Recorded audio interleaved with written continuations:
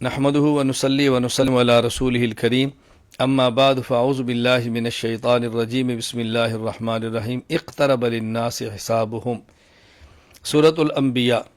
یہ صورت ایسی ہے کہ جس میں 17 انبیاء علیہ السلام کا ذکر ہے، تو صورت کا نام ہی سورۃ الانبیاء ہے۔ اللہ تعالیٰ نے شروع میں یہ بات بتا دی کہ حساب کتاب کا وقت بہت قریب ہے، لوگ اس سے غافل ہیں، آخرت کی تیاری کرنی چاہیے۔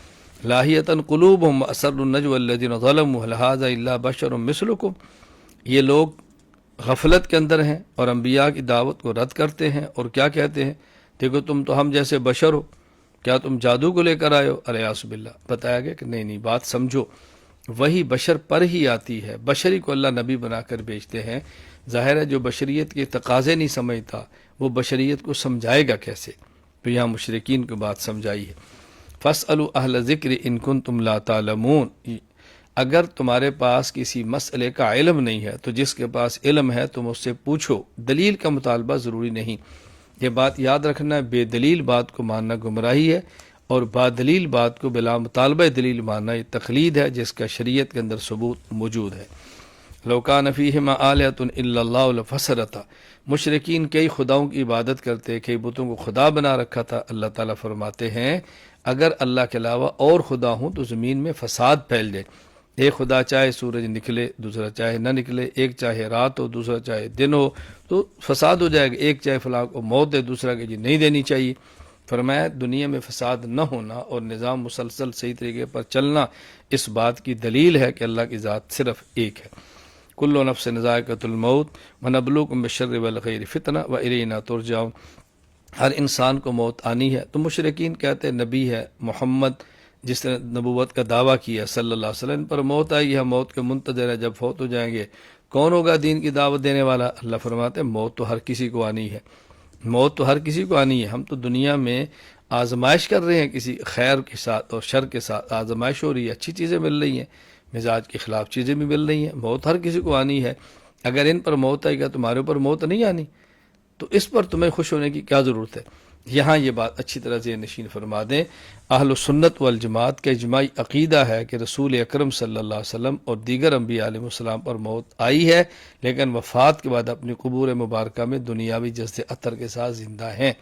دنیا میں موت آنا الگ چیز ہے اور موت بعد قبر میں حیات ملنا الگ چیز ہے۔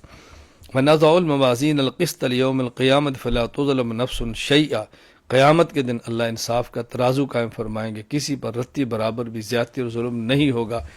معمولی سے معمولی نیکی کا اجر ملے گا، معمولی سے معمولی گناہ کا بھی وبال ہوگا۔ وَلَقَدْ آتَيْنَا إِبْرَاهِيمَ رُشْدَهُ مِن قَبْلُ وَكُنَّا بِهِ عَالِمِينَ، ابراہیم علیہ السلام کو اللہ نے قابلیت عطا فرمائی، نبوت عطا فرمائی، مشرکین کا آپ نے ڈٹ کر مقابلہ فرمایا۔ باپ بت فروش تھا اور بت تراش تھا، آپ کے بادشاہ وہ بھی اسی طرح خدائی کے دعوے کیے ہوئے عبادت کرا رہا تھا۔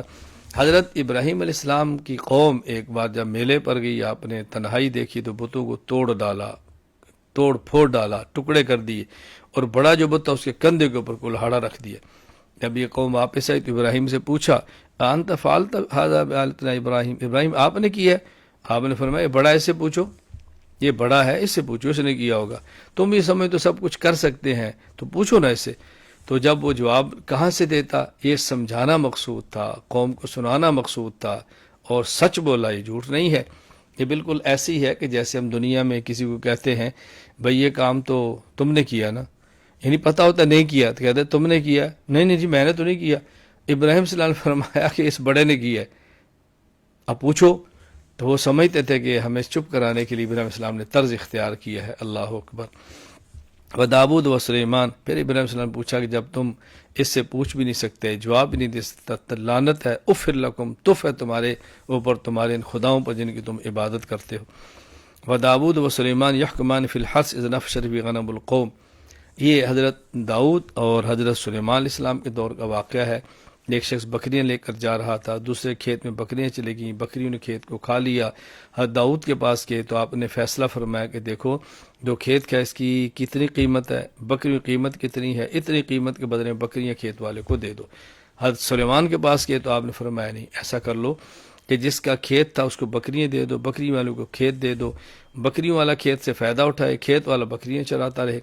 کھیت والا بکریوں سے فائدہ اٹھاتا رہے اور بکریوں والا کھیت سے کھا کرتا رہے، جب کھیت اتنا ہی ہو جائے جتنا بکریوں نے کھایا تھا تو کھیت والے کو کھیت واپس کر دو، بکری والے کو بکری واپس کر دو۔ دیکھو اجتہادی مسئلہ تھا، داؤد اور سلیمان علیہ السلام میں اختلاف ہوا، اللہ تعالیٰ فرماتے ہیں کہ دونوں کی بات ٹھیک تھی لیکن سلیمان علیہ السلام کا فیصلہ زیادہ بہتر تھا۔ یہی بات ہم کہتے ہیں جب مجتہدین کے ساتھ اجتہادی مسئلے کے اندر اختلاف ہو جائے تو دونوں کو اجر ملتا ہے، ہاں ایک کا اجتہاد درست ہوتا ہے اور ایک سے خطا ہو جاتی ہے، لیکن خطا اجتہادی پر اجر ملتا ہے، گناہ کبھی نہیں ملتا۔ وَأَيُّوبَ إِذْ نَادَىٰ رَبَّهُ أَنِّي مَسَّنِيَ الضُّرُّ وَأَنتَ أَرْحَمُ الرَّاحِمِينَ۔ حضرت ایوب علیہ السلام بیمار ہوئے، کئی سال تک بیمار رہے، ان کی اولاد تھی فوت ہو گئی، ایک تنہا بیوی ان کے ساتھ رہی۔ ایک وقت آیا اللہ تعالیٰ نے پانی کا چشمہ جاری فرمایا، اسے ان کو اللہ نے صحت عطا فرما دی، پھر اللہ نے اولاد بھی دوبارہ ان کو عطا فرمائی۔ وَظَنُّونِ إِذْ ذَهَبَ مُغَاضِبًا فَظَنَّ أَن لَّن نَّقْدِرَ عَلَيْهِ فَنَادَىٰ فِي الظُّلُمَاتِ۔ حضرت یونس علیہ السلام کی قوم نے نافرمانی کی، یونس نے فرمایا کہ تم باز آ جاؤ ورنہ 3 دن کے اندر تمہارے اوپر عذاب آئے گا۔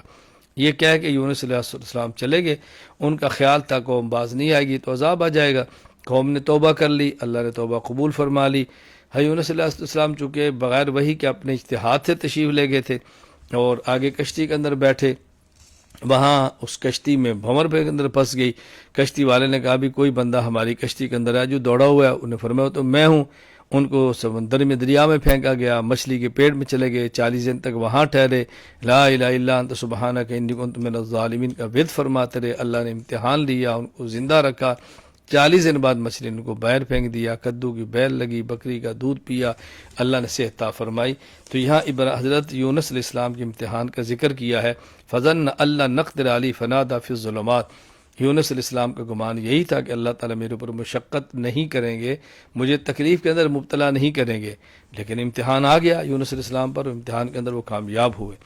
انکم وما تعبدون من دون اللہ حسب جہنم، یہاں بتایا کہ وہ بت جن کو تم خدا بنا کے پوجتے ہو اور پوجا کرنے والے سب جہنم کا ایندھن بنے گے۔ لیکن لوگ عبادت تو ملائکہ کی بھی کرتے ہیں، عزیر علیہ السلام کو اللہ کا بیٹا کہتے ہیں، عیسیٰ علیہ السلام کو اللہ کا بیٹا کہتے ہیں، ان کے بارے میں آگے فرما دیے ان الذین سبقت لهم من الحسنى اولئک عنہا مبعدون۔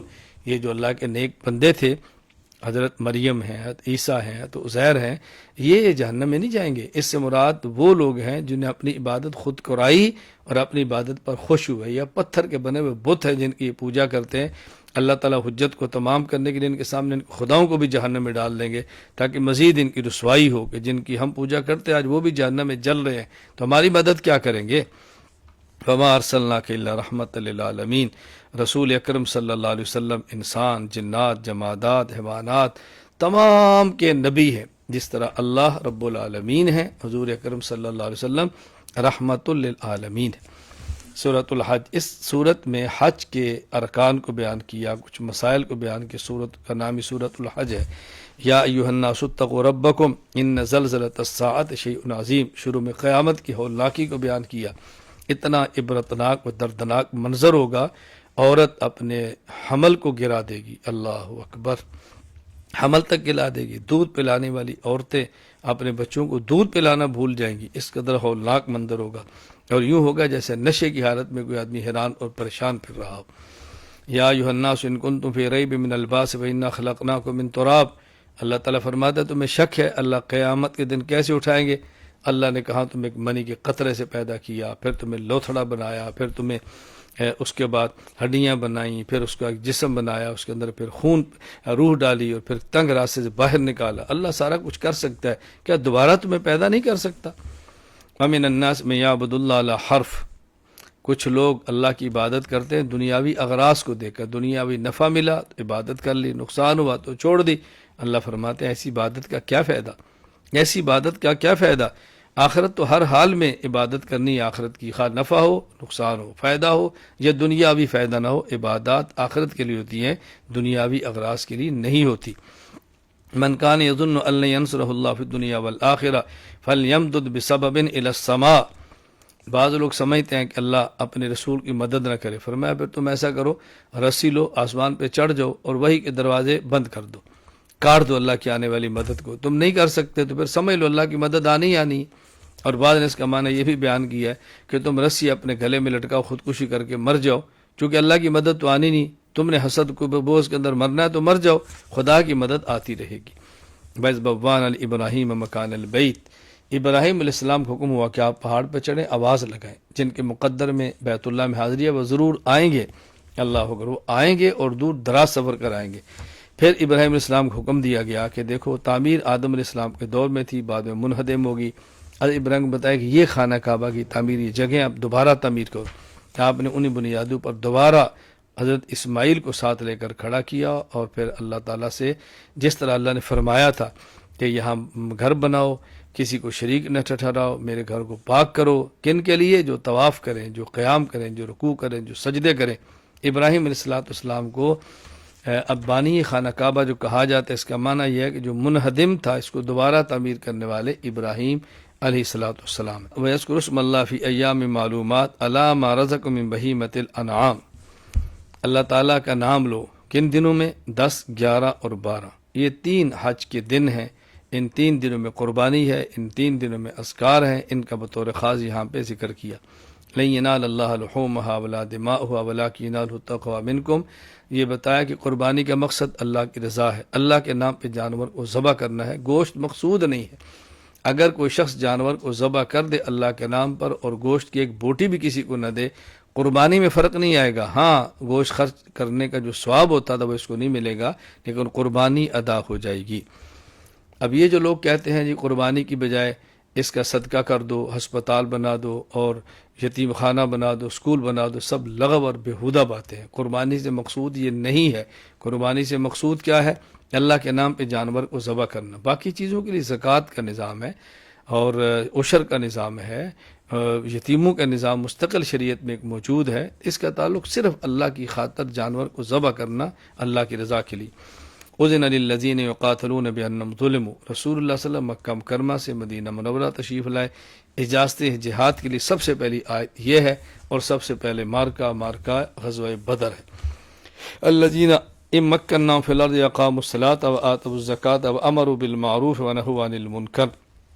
اللہ تعالیٰ نے یہاں خلافت کے فوائد بیان کیے کہ جب مسلمان کو خلافت ملے تو وہ نمبر 1 زمین نماز کو قائم کرتا ہے، نمبر 2 زکوٰۃ کی ادائیگی کا نظام بناتا ہے، نمبر 3 امر بالمعروف کرتا ہے، نمبر 4 نہی عن المنکر کرتا ہے۔